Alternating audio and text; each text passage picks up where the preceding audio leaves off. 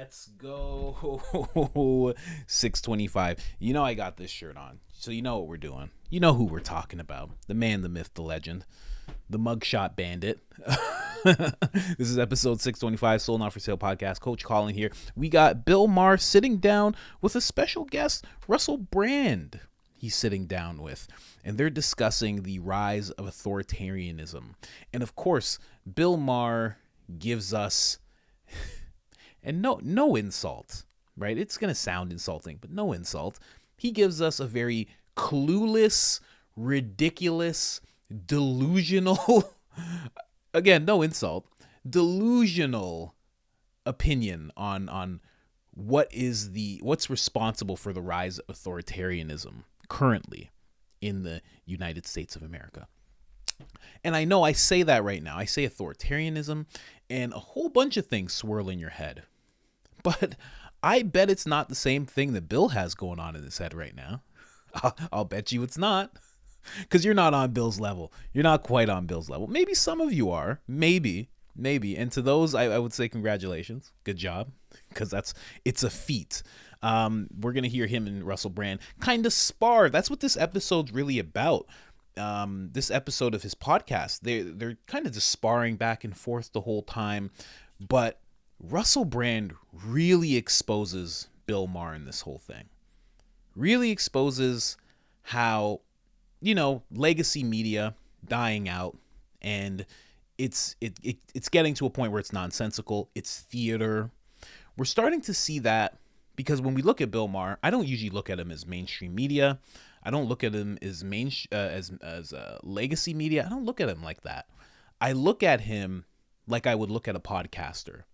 I look at him like I would look at an independent journalist. Just because he's been on his own and he's always speaking his mind, and sometimes it's going against what the mainstream media has to say. But I feel like at some point he got with the program. Whatever the program is, I don't know what the program is. I don't know what the talking points are. I don't know what they are. But I feel like they gave him some talking points and they said, make your own rendition of these, okay? But you know what to stick to, okay? And he was like, all right. When you give an actor a script and they're like, I'm going to improv a little bit. And it's like, okay, you do you, improv a little bit. That's what it seems like with him. So we're going to get into that before you know what I'm going to do. You know what I'm going to do. I know some of you hate it, but we're going to the store. Let's get right into it. We got the certified pure blood shirt right here. Check it on out. For those of you that survived the pandemic unscathed and untainted, good job. Remain unwavering. This is your certificate of achievement. You can get yours now in a hoodie, a t-shirt, a tank top, whatever you would like, depending on where you live. Because, it's getting cold in some places. Not here. It's still hot as all get out around here. We also have the Public Enemy #1 shirt. Check it on out. Google the World Economic Forum. Google Agenda 2030. Odd that this gentleman doesn't come to mind to Bill when it comes to authoritarianism. I'm sure if you give him some Googles, he'll start to pop up in your mind and you'll understand why he's Public Enemy #1. And of course, the one that started it all. Let's go with a hoodie today. Let's check out the hoodie today. Soul Not For Sale. Make the bold statement. Internet is slow, but you can see it right there. The hoodie, a bold statement. Your soul is the reward of this battle between good and evil. And on this channel, we try to point out who the evil is, but we don't call them that. We just call them mainstream media. Let's just get back to this screen. If you want 10% off of anything you just saw, put in the discount code. My wife's telling me some people are having trouble with the discount code. It is I am Coach Colin. It is all capital letters. It is all one word. There is one L in the name Colin, and that's what gets you 10% off. All right? Play that again if you need to, okay? There's no shame in that, all right? But please do that, and if you've done that with us already, thank you so much. We appreciate it more than we could possibly express. Let's get into this clip. Most helpful on this subject was written by a former CIA analyst called Martin Gurry. He wrote a book called The Revolt of the Public. He had a apolitical role within the CIA. That's how he describes it, as a data analyst. He says that in 2001, this is presumably a fact, as much information was published that year as in all human history up to that point. And in 2002, because of the advent of the internet, of course. And then in 2002, the amount of information doubled again. And then every year since, the amount of information published has doubled. He said that when you looked at it on a graph, it looked like a tidal wave, and it had the kind of impact that a tidal wave will have. Information is being generated and created. You can't generate a central narrative and not have it challenged in the same way that you could 50 years ago. Now, a single journalist or individual with a phone can create content that can be seen by millions and millions of people. As soon as a narrative emerges, there's a counter narrative, there's a counterpoint. Like our discussion there about Ukraine. Again, I'm not like, these are not nailed on facts for me. These are discussion points that ought to be included in the mix when you're talking about something as potentially incendiary as nuclear Armageddon. You want to make sure that you've considered all of the facts and that you have a media that isn't so beholden to centralized interests that it's not including all of the facts. He said, Martin Gurri, that what he says, he goes, I believe in liberal democracy. That's what I believe in. This guy is not a radical. But what he's saying is that we saw it first with Napster, then the Arab Spring, then the Occupy movement, that the potential for disruption became so sort of ravenous and potent that they had a choice to make. Either we're going to have to alter the way that power operates, or accept that there are numerous publics, numerous spheres, numerous perspectives that people hold very dearly, or we're going to have to double down on authoritarianism. How is it that the Democrat Party, the shrine of liberalism, social liberalism, open-mindedness, investigation, became the party of authoritarianism? The argument, of course, Bernie Sanders made all the economic arguments, but he says more broadly and beyond the distinctions between the two parties, is you now have to double down. And even taken in your late night talk show thing is like, that's over now. They've got their audience. The Republican right have got their audience. The Democrat left have got their audience. Play to your audience. Count the money. The model's changed. For proper perspective, I hope you would concede that the greatest threat that's come out of America as far as falling into authoritarianism came from Trump claiming that he did not lose an election, he plainly lost, and getting a giant chunk of his party to go along with that. That is the threat to authoritarianism. Other threats do exist, including some from the left. They are not nearly on that level. I may say, don't you think it's a greater threat that whoever wins an election, the changes, as we discussed on your show, are not going to be significant enough for most people? That's the real threat. The real threat is, the reason that most of the lobbying money is split 50-50 is because they're perfectly fine with either party getting in. I've been hearing this for I don't know, since... Trump. Let me real quick. It's Trump. Trump's the one that's responsible for the rise of authoritarianism in the United States of America. Yeah, it is. It's not the guy who decided to indict his political opponent 4 different times, give him 91 felonies to face, potentially 700 years in jail. It's not that guy. No, it's not the guy that's been protecting his son while his son's going around the world, making all sorts of money, giving 10% to some big guy that everybody speculates is him. It's not that guy. No, it's not the people who have brought about the Restrict Act or the Patriot Act. It's none of those people. It's not the World Economic Forum having plans to penetrate cabinets and doing so in the United States. No. It's not those people. It's not the Bilderberg Group deciding what is going to happen in the world by gathering up all of the world's industry leaders and titans and richest people that you could possibly think of. No, it's none of that. It's Donald Trump saying, did I lose, actually? Did I actually lose? I feel like, are you sure? I'm not. Are you sure?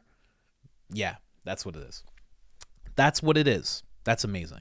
It's such an amazing outlook to have. I don't know how Bill, and I'm sure a lot of people on the left make this this decision to just blame Trump for everything. And Joe Rogan was recently saying in an episode of the podcast, he was saying, "What about Trump?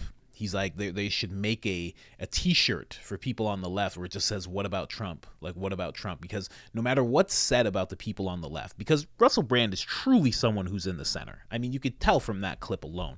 He's someone who's truly looking at both sides and calling out what he sees. You know, there is no what about Trump to him. For him, it's what about the system. For Bill, it's what about Trump. It's so incredible to have that mindset. That Trump and the best part that he said there, I hope you would concede, I hope you would agree that Trump is like the rise of authoritarianism is from Trump denying the election. That's amazing, because when Trump was elected, you know who had denied the election? Everybody on the Democratic side. Hillary Clinton would not call him president at all. Like, would not. She just kept saying illegitimate president. It was said in the news, the media, other politicians. They all just kept saying he's not the real president. He's not a president. They were saying that the election was rigged. They were saying that in 2016. Wouldn't that be the rise of authoritarianism? If how it goes in his mind is the rise of authoritarianism has to do with someone denying the election, then wouldn't it be in 2016? When the actual rise of authoritarianism happened with the Democratic Party? Wouldn't that be it? I mean, when you really look at things, that kind of is it. You know, we can go back further, and there's some other things, like I brought up the Patriot Act and whatnot, but it's amazing. He's amazing, man. Until 2023, I would see Bill Maher here and there. You know, I've been seeing him since I was a kid. I mean, he's in his 60s. He's been on since I was a kid. My mom's been into political type of comedy for a long time. So I've been seeing him on and off. And he was always just the guy talking. And I was just like, whatever. But 2023, I actually started taking in his content. You know, and he does some great interviews. There are some great interviews that he does, you know. And he has some great sparring matches back and forth with people. But recently, in the past year, maybe 2 years, everything falls onto Trump with him. Anytime someone brings something up about the left, we've seen it with Joe Rogan. He brings up Biden. Bill Maher brings up Biden. Joe talks about Biden a little bit, and then it's like, what about Trump? Well, Trump did this, and Trump did that. He was even saying that what Trump did is the thing that's bringing about authoritarianism, and he's like, there's some examples on the left, but they don't nearly compare. Amazing. It's so weird that you could be on the left and think nothing's wrong with what I'm seeing here. And it's a guy that he has said that people on the left have got on the crazy train and they've gone far left, and he doesn't want to get on the crazy train. But at the same time, won't call out anything that they're doing. And then I've said authoritarianism so many times in this episode. And then lays authoritarianism on the shoulders of Trump. Do you know what authoritarianism means? Let's look at that real quick. You want to take a look? The enforcement or advocacy of strict obedience to authority at the expense of personal freedom. Is that not on the crest of the left currently? Isn't that exactly what they're about right now? Isn't that exactly what they do? Aren't they constantly making requests to the public that takes away personal freedom? And we should all be fine with it because it hurts people's feelings. Once you hurt someone's feelings, you should lose a little personal freedom. You shouldn't be able to say this. You shouldn't be able to say that. And yes, you can say that because there's no slurs in it and you're not saying any type of hate speech, but also that could be a dog whistle because it is something that agrees with what I think. So we'll call that a dog whistle. So you're still a racist, just so you know. Just I'm so glad I'm not white. Oh my gosh. White people have it so rough. You could just say a regular thing, just a normal thing, and someone could look at you and be like, that's a dog whistle. I don't know what I would say if someone looked at me and said, you're dog whistling. I'd be like, what? What did you... Amazing. To be a white guy right now is rough. Just rough. You get it from all sides. You got to walk on like this minefield when it comes to people of color And then all of a sudden you think you're just in a room with a bunch of white people, and then one's non-binary, and one's this, and one's a cat, and one's a fair. Like, just, it's nuts what you have to deal with as a white guy. I have so much sympathy for my white friends, especially the conservative ones. I have some conservative white friends that won't even come forward as conservative because they're just like, I don't want to. Nuts. But right here, the meaning of authoritarianism. This is what they do. Literally, they want strict obedience. You're gonna use the pronouns. You're going to. In some cases, I mean, Dylan Mulvaney said just a month or two ago that he didn't, or she, oh, that's it. I'm going to jail. I'm going to jail with all my white friends. That's it. My bad. I'm going to jail with all my white friends. Oh gosh. She said that it's really hard, especially when you look at them. Can I say them? Does that make sense? They were saying, Dylan, we'll go with this. Dylan said that people should get locked in prison for calling her a man as she was shaving her beard. Right? So it's like, it's rough. I got it right? I'm not bad, right? I'm in the clear. I messed up, right? Whatever. But it's just, it gets so crazy. And then for Bill, again, I'm only bringing this up because Bill doesn't see any of this. He doesn't see any of that. All you can see is Trump. Trump is the red flag. You're the bull. All you can see is Trump. Trump's the issue. Well, take Trump away. Take Trump away. Let's live in a world where Trump's away. You know, I just have a shirt that is like, it's Joe Biden's face. I'm a Joe Biden guy. Oh, yeah. Okay? We'll just pretend we're in that world.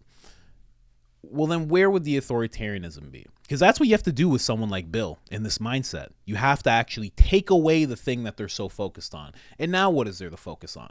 Obviously, it's the side that he's on that you'd have to focus on. Obviously, with everything they're doing.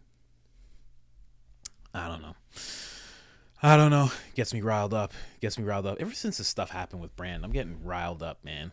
It's annoying. I got like this when stuff happened to Tucker. I got like this when stuff happened to James O'Keefe because it's just like, man, it's a jab at freedom when stuff like this happens. I'm not going to get into it. I already made an episode about Brand again, and there'll be more of talking about his situation, but just a jab at freedom when people go at people like this. And for Bill Maher to be saying this, so clueless. But you know something?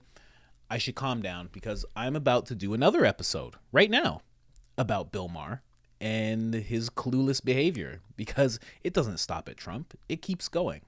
But that's for another episode, guys. If you haven't liked the video already, like the video. If you haven't subscribed already, please make sure to subscribe and turn on the notification bell because it gets real hard to keep up. 3 videos a day. That's what we're doing here. 1 to 3 videos a day. Sometimes I need a little bit of a break.